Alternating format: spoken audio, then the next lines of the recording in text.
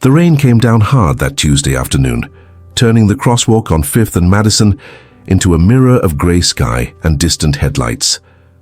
Marcus Hayes stood under the awning of the coffee shop where he worked, watching the storm through the front window while he wiped down the espresso machine. His shift ended in 10 minutes, just enough time to pick up his daughter from after-school care before they closed at 6. He'd been counting minutes like this for 3 years now, since the day Emma's mother left a note on the kitchen counter and disappeared into a life that didn't include either of them. The note had been brief. "I can't do this anymore." No explanation, no forwarding address, just an absence that Emma, now 7, had learned to navigate with the kind of quiet resilience that broke Marcus's heart every time he noticed it. "You heading out?" his manager called from the back. "Yeah, just finishing up." Marcus hung up his apron and grabbed his jacket from the hook by the break room. The fabric was worn at the elbows, but it was warm, and that's what mattered. Through the window, he could see the traffic light cycling through its colors, the pedestrian signal flashing its countdown. Somewhere across town, Emma would be sitting in the community center's fluorescent-lit room, probably reading one of those chapter books she loved, waiting for him to walk through the door. He never made her wait long. The rain hit him the moment he stepped outside, cold and relentless. Marcus pulled his hood up and started down the sidewalk, moving with the crowd of people trying to get home before the storm got worse. The crosswalk ahead was packed, office workers in business suits, students with backpacks held over their heads, a delivery guy on a bike weaving through the stopped cars. That's when he saw her, a woman in a tailored coat, mid-30s maybe, standing at the curb with her phone pressed to her ear. She was focused on her conversation, gesturing with one hand, while the other held a leather briefcase. She didn't seem to notice the light had changed, didn't see the pedestrian signal counting down. 5, 4, 3. She stepped off the curb. Marcus saw the car before she did, a sedan taking the turn too fast, hydroplaning slightly on the wet asphalt. The driver wasn't looking at the crosswalk. He was looking at his GPS. Marcus didn't think. He just moved. His shoulder caught her briefcase as he grabbed her arm and pulled her back onto the sidewalk. The car's horn blared as it shot past them, close enough that Marcus felt the spray of water from its tires hit his legs. The woman stumbled against him, her phone clattering to the ground. For a moment, neither of them said anything. The crowd around them kept moving, umbrellas bobbing like boats on a current. The woman stared at the street, then at Marcus, her eyes wide. "Are you okay?" he asked. She nodded slowly, still catching her breath. Yes. Thank you. I didn't see..." "It's all right," Marcus said. He bent down and picked up her phone, checking it for cracks before handing it back to her. The screen was intact. "You're safe. That's what matters." She took the phone, her hands shaking slightly. "I could have..." She stopped, swallowed. "Thank you. Really." Marcus gave her a small smile. "Be careful out here. Rain makes people drive crazy."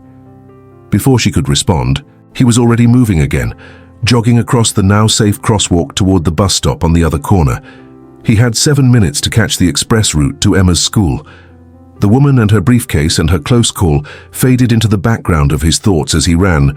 Just another moment in a city full of them. He didn't look back.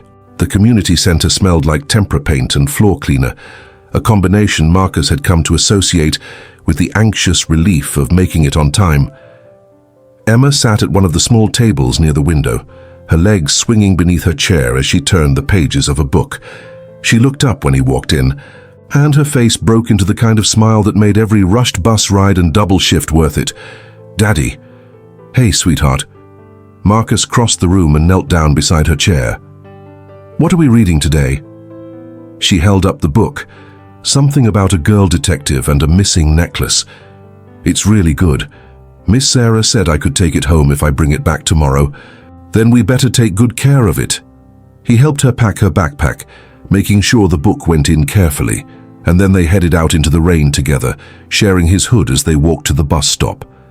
Emma talked the whole way home, telling him about her day.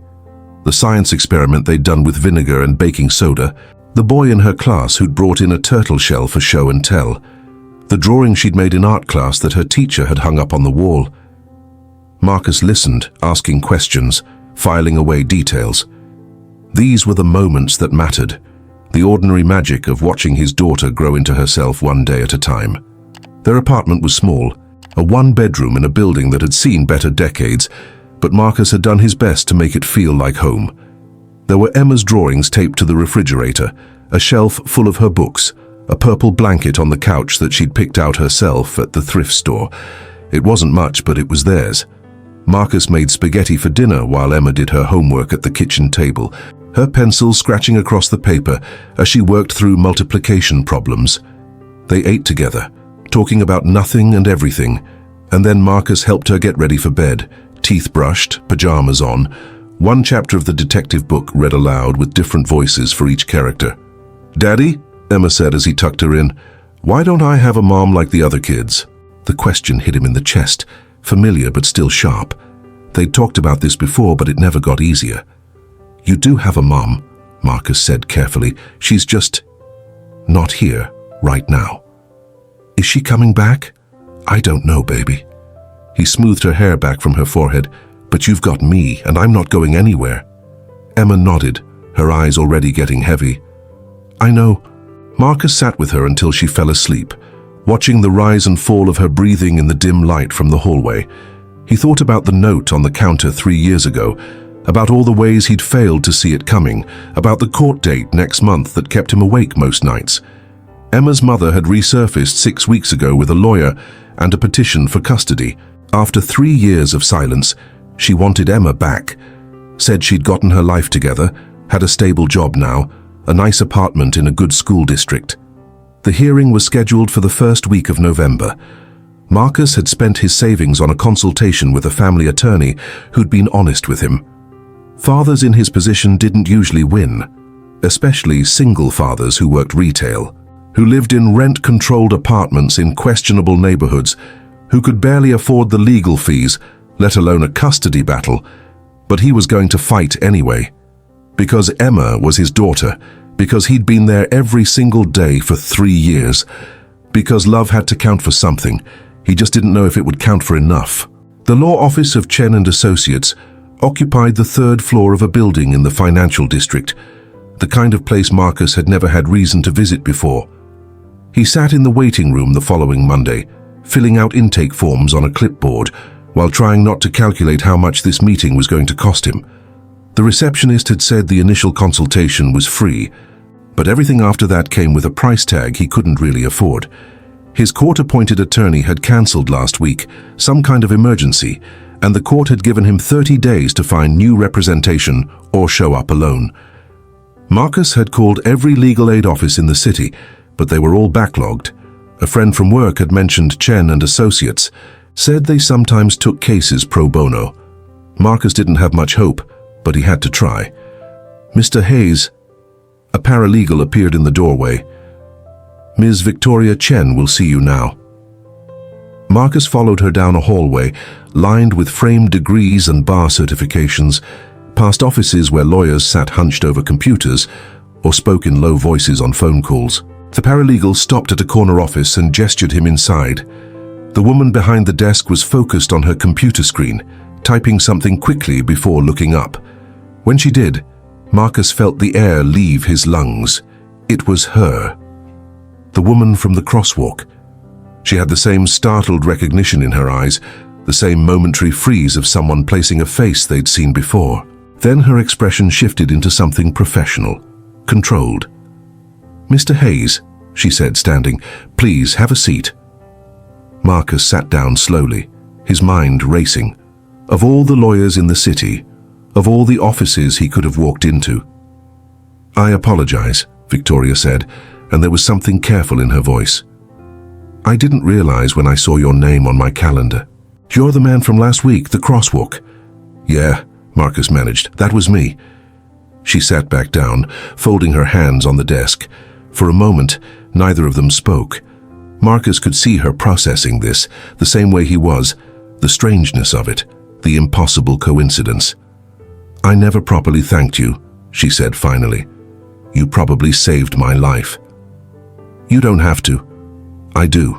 She met his eyes. "I was distracted, careless.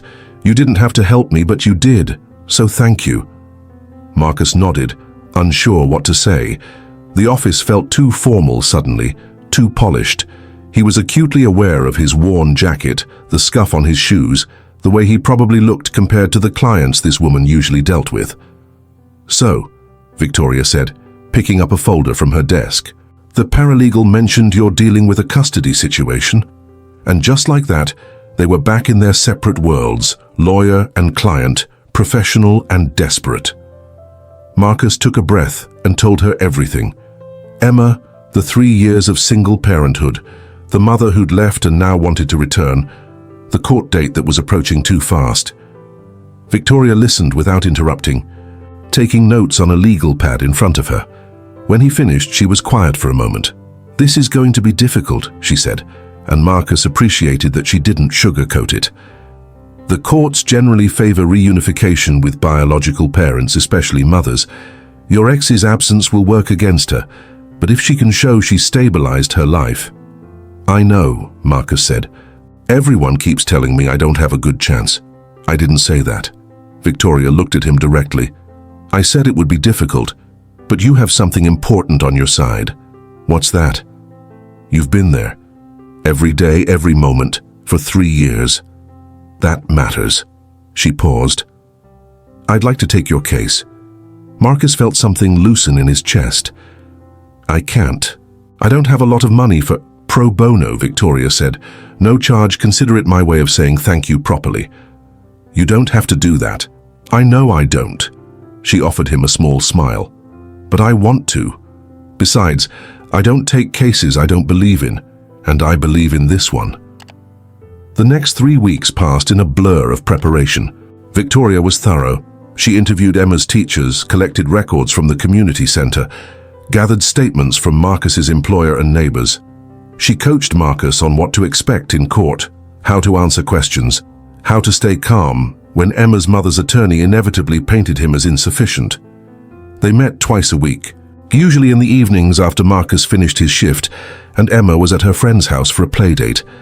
Victoria's office became familiar territory, the view of the city from her window, the coffee maker in the corner that she used constantly, the framed photo on her desk of what looked like her parents at her law school graduation. "Tell me about a typical day," Victoria said during one of their sessions. "I need specifics.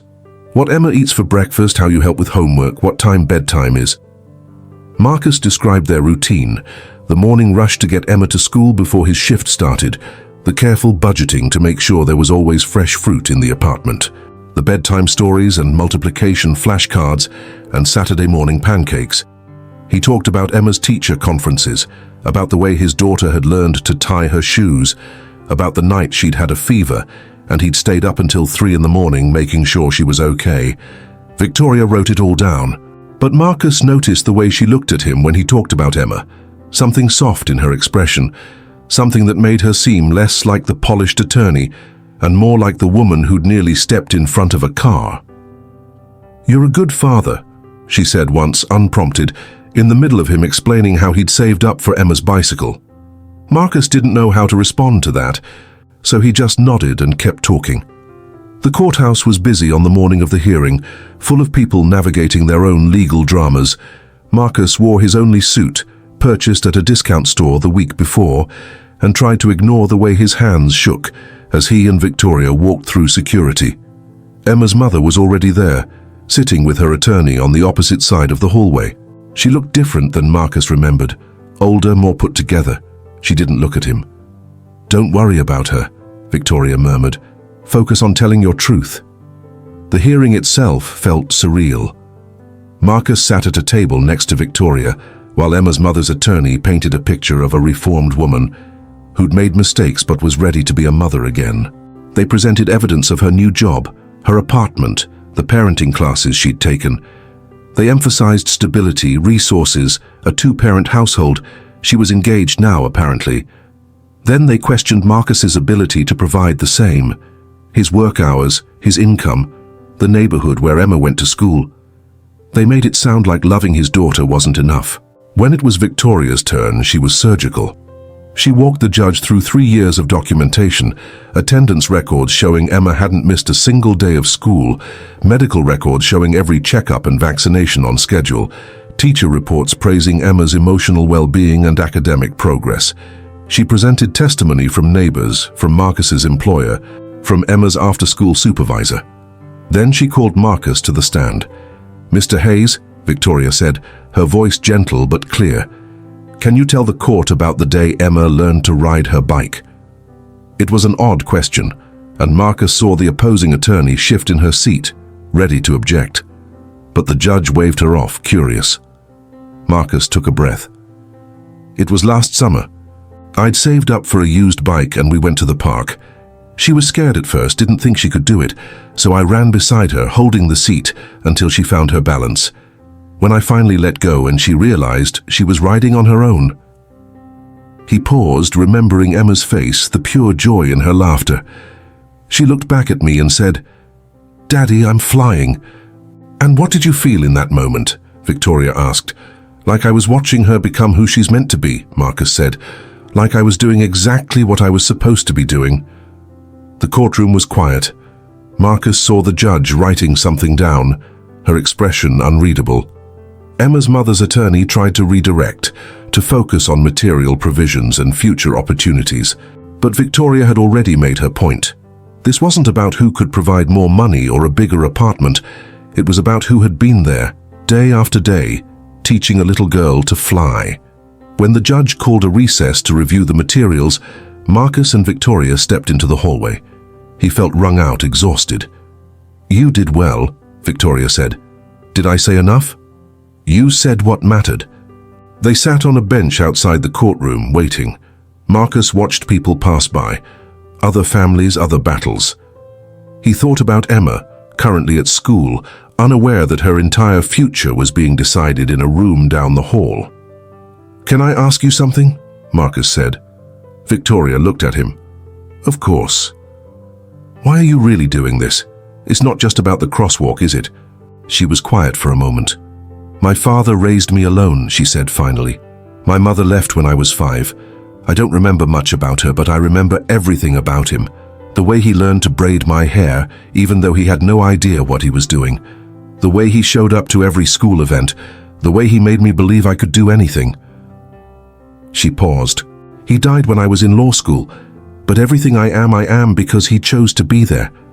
Marcus felt something shift between them, an understanding that went beyond attorney and client. "Emma's lucky," Victoria said softly. "She has what I had.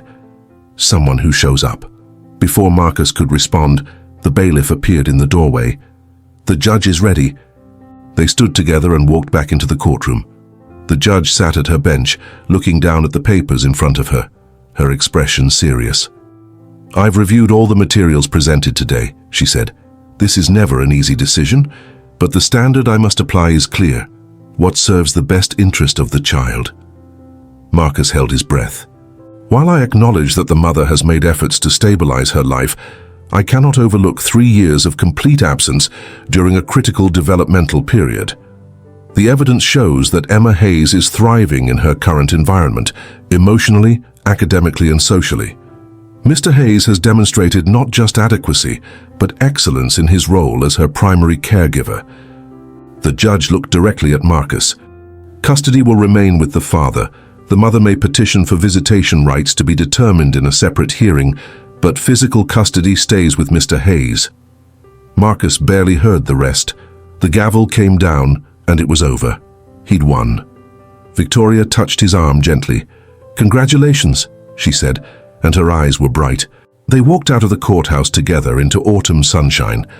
Marcus felt like he was moving through a dream, his body light with relief and disbelief, and something close to joy. "I don't know how to thank you," he said when they reached the sidewalk. "You already have," Victoria smiled. "Besides, I should be thanking you. You gave me back my life that day at the crosswalk. This feels like returning the favor." Marcus laughed, the sound surprising him. "I think you did a little more than return a favor." "Maybe." She adjusted her briefcase, professional again. "But that's what we do, right? Show up for each other when it matters." They stood there for a moment, the city moving around them, cars and pedestrians and the ordinary chaos of an afternoon downtown. Marcus thought about how strange it was, how one split-second decision in the rain had led to this moment. "Can I buy you coffee?" he asked. "Just to say thank you properly?" Victoria checked her watch, then looked back at him. "I'd like that." They found a cafe 3 blocks away. Nothing fancy, just good coffee and quiet corners. They talked for an hour, about everything and nothing. Emma's favorite books, Victoria's ridiculous caseload, the way the city changed in autumn. The conversation felt easy, natural, like they'd known each other longer than a few weeks. When they finally left, the sun was starting to set, painting the buildings gold. "This was nice," Victoria said. "We should do it again sometime." "I'd like that," Marcus said, and he meant it. 3 months later, on a Saturday morning in January, Marcus and Emma stood outside the Natural History Museum, waiting. Emma bounced on her toes, excited about the dinosaur exhibit she'd been talking about for weeks. "Is Miss Victoria coming?" she asked for the 3rd time. "She said she'd be here," Marcus assured her. They'd seen Victoria several times since the custody hearing, coffee meetings that turned into lunches, lunches that turned into weekend plans. Emma adored her, loved the way Victoria remembered details about her week and asked real questions about her chapter books. Marcus was still figuring out what he felt, but it was something warm and hopeful and terrifying all at once. "There she is!" Emma shouted, waving. Victoria appeared down the sidewalk wearing jeans and a sweater instead of her usual business attire, looking younger somehow, more relaxed. She waved back, smiling. "Sorry, I'm late," she said when she reached them. "Traffic was terrible." "You're worth waiting for," Emma said solemnly, and Victoria laughed.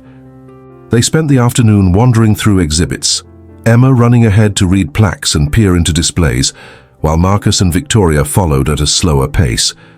At one point, standing beneath the skeleton of a Tyrannosaurus Rex, Victoria reached for Marcus's hand. He looked at her, surprised. "Is this okay?" she asked quietly. Marcus squeezed her fingers gently. "Yeah," he said. "It's okay." Emma turned around then, saw them holding hands, and her face broke into the biggest smile Marcus had seen in months. She didn't say anything, just ran back to them and grabbed both their free hands, creating a chain. "Come on," she said. "I want to show you the Triceratops." They walked through the museum like that, the 3 of them connected, and Marcus thought about intersections, the crosswalk where their lives had collided, the courthouse where their futures had been decided, this moment right here where everything felt possible. Outside, the January wind was cold, but inside the museum, surrounded by ancient bones and new beginnings, Marcus felt warm. That evening, after they'd dropped Victoria at her apartment and Emma was in bed, Marcus sat on the couch with a cup of tea, thinking about the shape his life had taken. He'd spent so long afraid of losing Emma, afraid of not being enough, afraid of hoping for anything beyond just getting through each day. But maybe that was changing. Maybe saving someone in the rain had saved him too, in ways he was only beginning to understand. His phone buzzed with a text from Victoria. "Thank you for today. Emma's wonderful. So are you." Marcus smiled and typed back, "Thank you for everything. See you Tuesday? Wouldn't miss it."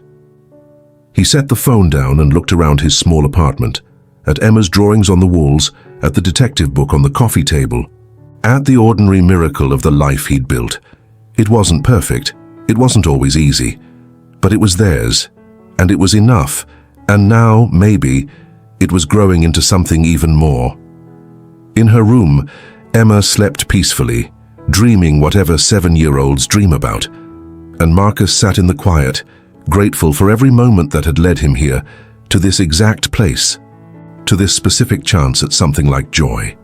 Outside, the city continued its endless motion, full of strangers who might become something more, full of crosswalks where lives could change in a heartbeat, full of ordinary people making extraordinary choices to show up, to help, to stay. Marcus had learned something in the rain that day, something he was still learning. Sometimes the smallest acts of courage echo the loudest. Sometimes saving someone else is how you find yourself, and sometimes when you're not looking, when you're just trying to get through the day and be there for the people who need you, life brings you exactly what you didn't know you were hoping for. A second chance, a new beginning, a hand to hold in a museum full of ancient wonders. He finished his tea and turned off the lights, ready for whatever came next. 2 years later. The smell of pancakes filled the apartment on Sunday morning, mixing with the sound of Emma's laughter from the living room. Marcus stood at the stove, flipping the last batch while sunlight streamed through the kitchen window. A bigger window now, in a bigger kitchen, in the 2-bedroom apartment they'd moved into 6 months ago. "Daddy, Ms. Victoria is teaching me chess," Emma called out. "Is she winning?" Marcus called back. "Not yet," Victoria's voice answered, warm with amusement. Marcus smiled to himself, plating the pancakes. They'd fallen into this rhythm gradually, naturally. Sunday breakfasts together, Victoria staying over on weekends, her toothbrush appearing in the bathroom holder, without either of them making a big announcement about it. Emma had started calling her Ms. Victoria a year ago, and the name had stuck, a middle ground between formality and family that felt right for where they were. He carried the plates into the living room, where Victoria and Emma sat cross-legged on the floor with a chessboard between them. Victoria had changed out of her pajamas into jeans and one of Marcus's old college sweatshirts that she'd claimed as her own.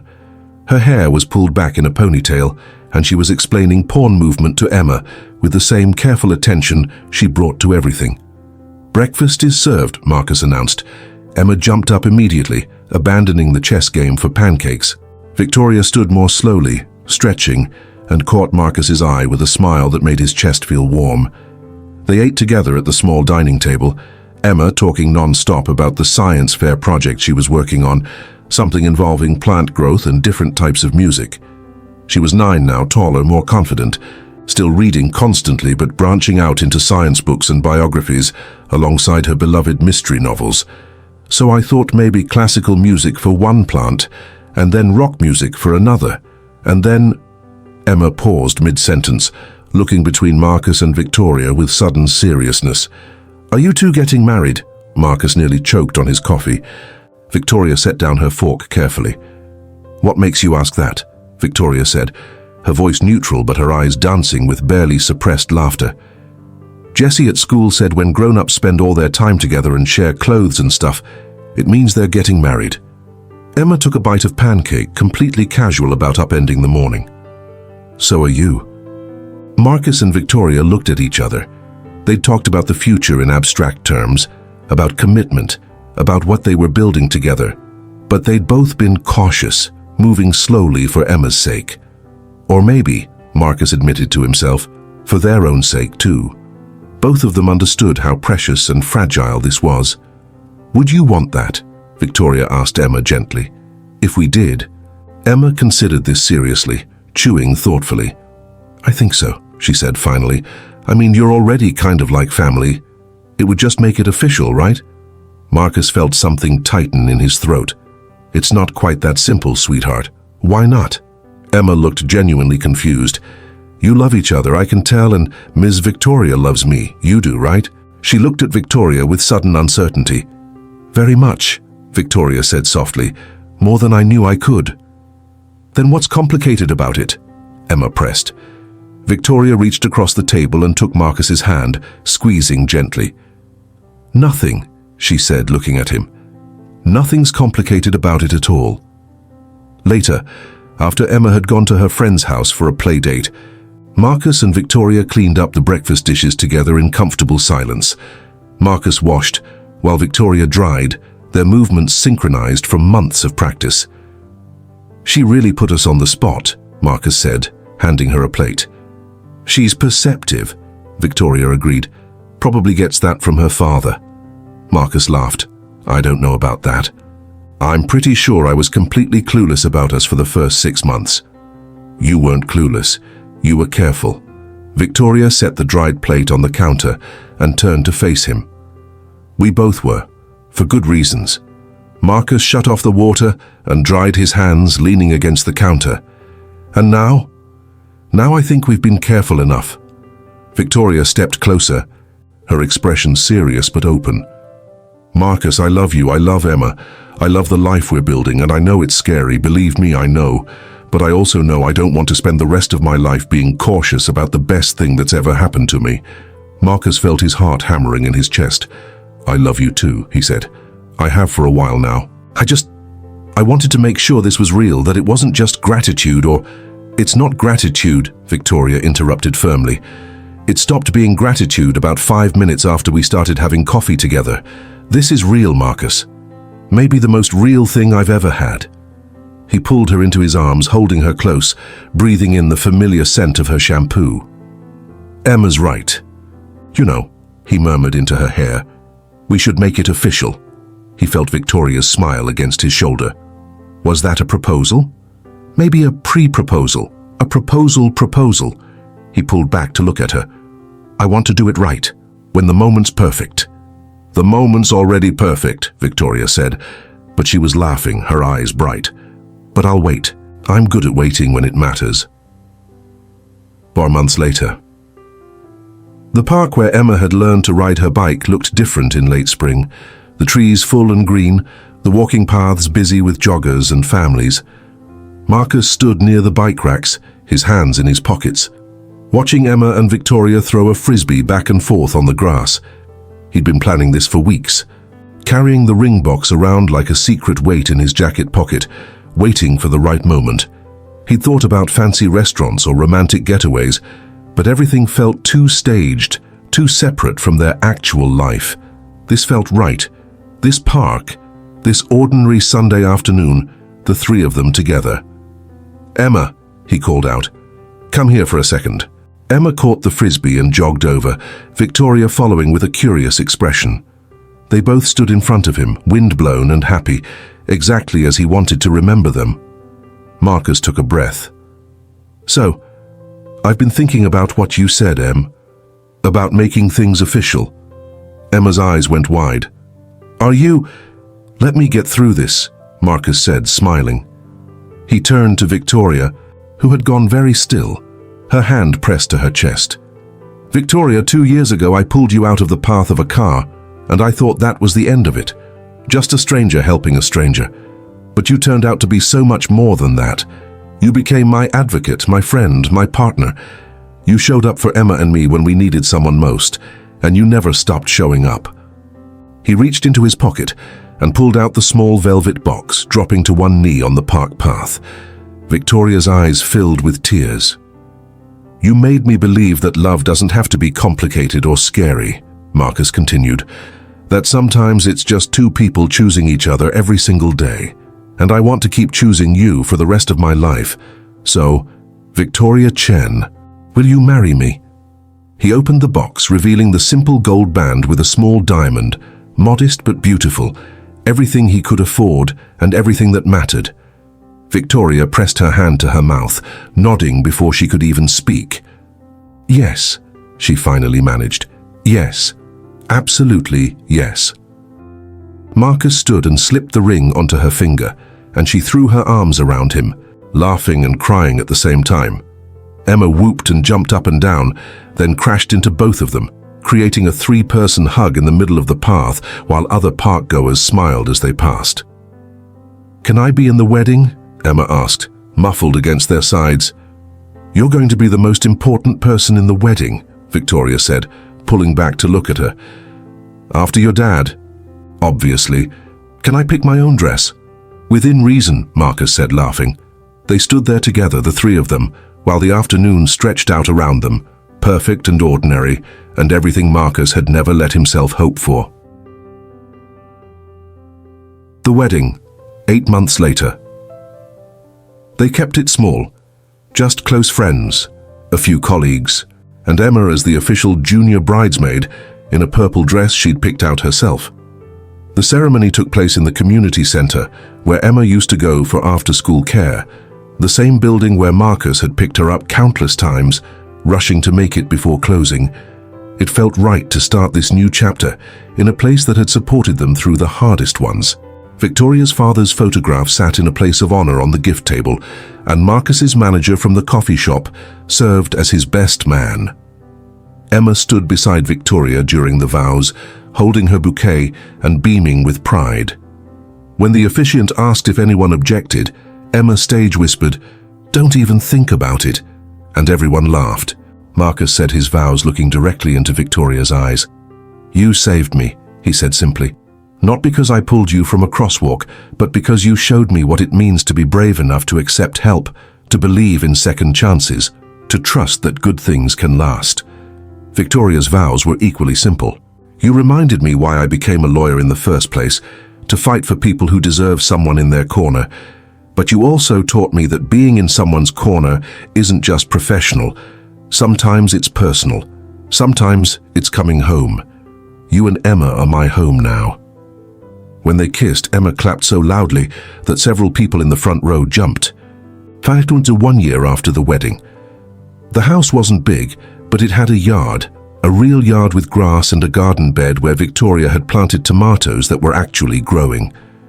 Marcus stood at the back door, watching Emma and Victoria work together to stake up the plants, their heads bent close in concentration. He'd left the coffee shop 6 months ago to take a job as an assistant manager at a community center across town. Better hours, better pay, and work that felt meaningful. Victoria had made partner at her firm, specializing in family law, taking on pro bono cases whenever she could. They were building something sustainable, something that didn't require constant sacrifice or impossible choices. Emma had started middle school in the fall, joining the science club and making friends who came over for study sessions and movie nights. She still read constantly, but now she talked about becoming a lawyer like Victoria, or maybe a teacher, or possibly a marine biologist, her dreams expanding in every direction. Marcus's phone buzzed with a reminder. Emma's parent-teacher conference, Thursday, 4 p.m. He smiled. Parent-teacher conference, plural. He and Victoria would both go, both sit in those tiny chairs and hear about Emma's progress, both beam with pride at their daughter's accomplishments. Their daughter. The paperwork for Victoria's adoption of Emma had been finalized 3 months ago, a quiet proceeding in the same courthouse where they'd fought for custody years before. Emma now had 2 parents legally, officially, irrevocably. Victoria looked up from the garden and caught him watching. She smiled and waved, dirt on her hands, happiness on her face. Marcus waved back and stepped outside to join them. "Dad, look!" Emma pointed to a tiny green tomato on one of the vines. "Our first one." "That's amazing, kiddo," Marcus said, crouching down to examine it. "If we're lucky, we'll have enough for salads by August," Victoria added, wiping her forehead with the back of her hand. They worked together until the sun started to set, the 3 of them covered in dirt and completely content. Later, they'd have dinner together, probably takeout because nobody felt like cooking after gardening. They'd watch something on TV or play a board game, or just talk about their days. Ordinary things, regular things, the kind of life Marcus used to dream about during those hard years of single parenthood when every day felt like survival. He'd saved Victoria from stepping into traffic without thinking twice. She'd saved his family through skill and dedication and choosing to care. Emma had saved them both simply by being herself, by being worth fighting for, worth showing up for, worth building a life around.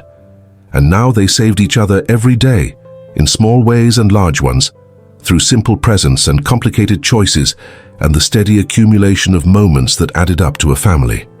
That night after Emma was asleep and he and Victoria were getting ready for bed, Marcus stood at the bathroom sink brushing his teeth while Victoria washed her face.